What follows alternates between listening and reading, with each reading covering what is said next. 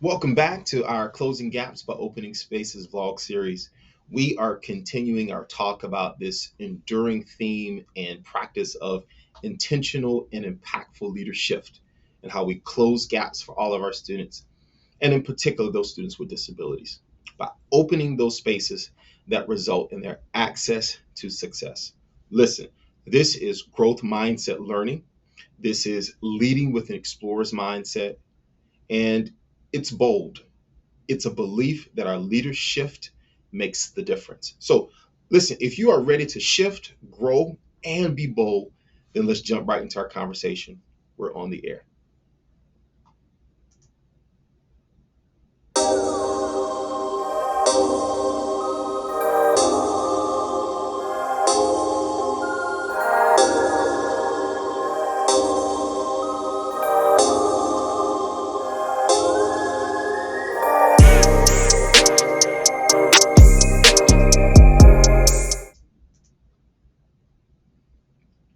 So, I want to start off with asking you a quick question. So, have you ever been lost on the road? And I mean, like, really lost. Maybe you made the wrong turn or a few wrong turns and ended up at a location that you did not intend to visit. That's not the kind of loss that I'm talking about. Maybe like me, you've been like really, really lost in the middle of nowhere, an unfamiliar place, like with no landmarkers, no real indication of where you are. That kind of loss, right? That was me last year, 6 hours away from home and 2 hours lost late at night, pitch black dark, with no landmarkers and really no idea where I was, right? And I know you're probably thinking, well, how did that happen? Duh, use your GPS, right? Okay, I could not agree with you more. Honestly, I was thinking I got this, right? Full of pride. I know where I'm going. But you're right.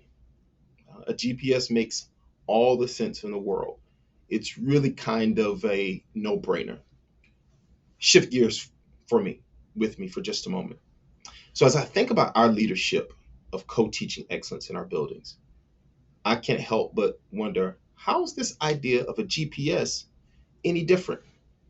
Three questions for us to reflect on as leaders.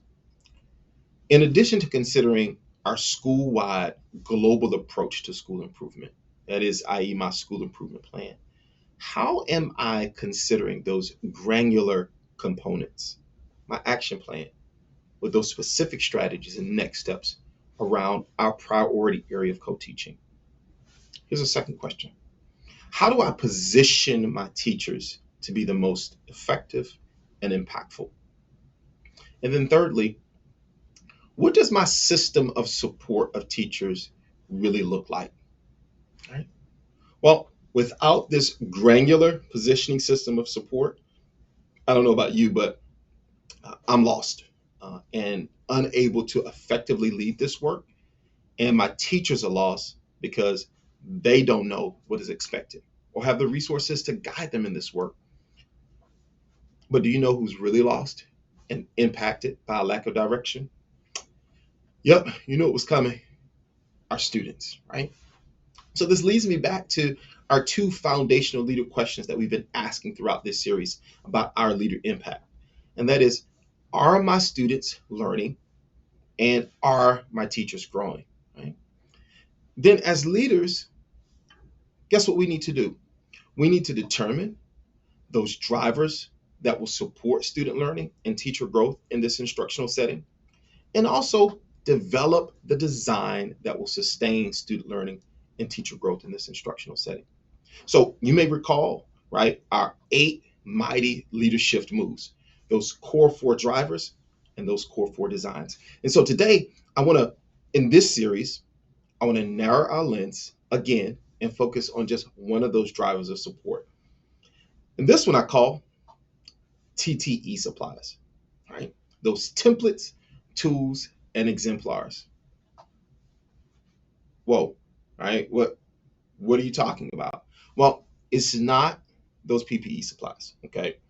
Remember those all important personal protective equipment that help mitigate the spread of COVID. TTE supplies, and they too are important because it's those templates, tools, and exemplar resources that position teachers to be effective and efficient, right? So how do we do that? Well, simple. We need to collect and we need to create those templates, tools, and exemplar resources, but we need to do it in a collaborative way, a collaborative process. Here's some other things to consider though, right? How much more efficient would our teachers be if we gave them clear and observable expectations around co-planning, co-teaching, co-managing, and even co-assessing? Consider what this looks like.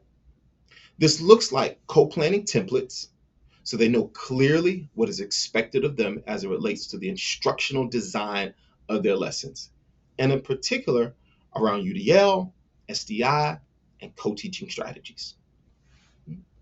This looks like a co-planning and co-assessing discussion protocol tool so that teachers clearly know what, as a co-teaching team, they should be discussing and how to have a collaborative conversation with their co-teaching team member. This looks like a co-teaching exemplar, a model classroom or model teacher team that serve as mentors and leaders for co-teaching excellence.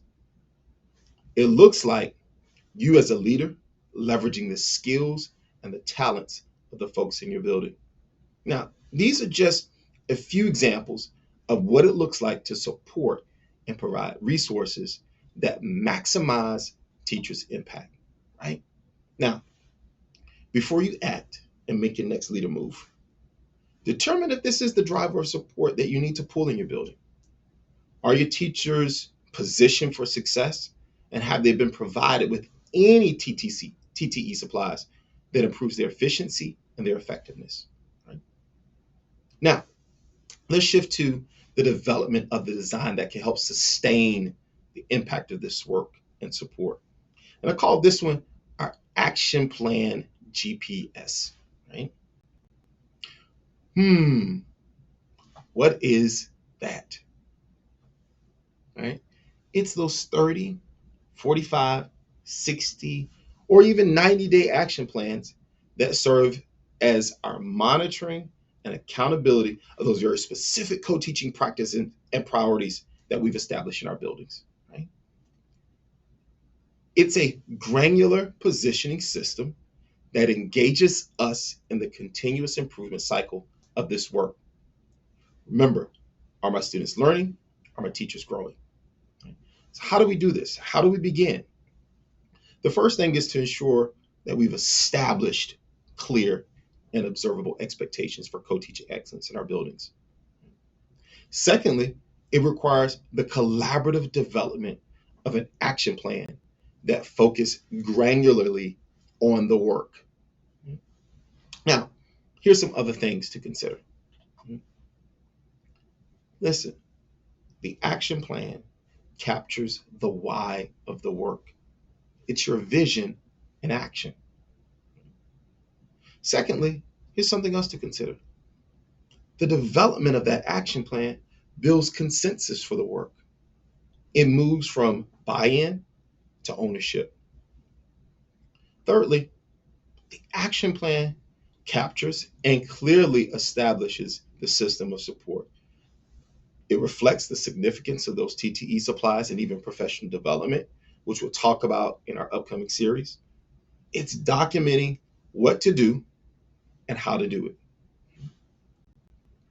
Now, before you act and make your next leader move, determine if this is the design you need to develop and help sustain the work in your building.